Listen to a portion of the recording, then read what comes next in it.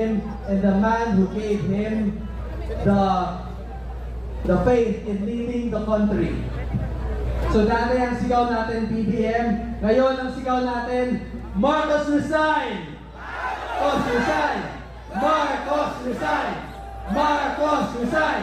Kasi wala lang kinabukasan ang ating bansa sa pamamalakad ni President Bongbong Marcos. Mag-resign ka na, ang dami mo nang ninakaw sa amin, ang dami niyo nang ninakaw, ang dami nang namatay, nagpa-party-party ka lang, na kumakain ka lang, natulog ka lang sa Malacanang habang binabaha at nagugutom ang iyong mga nasasakupan.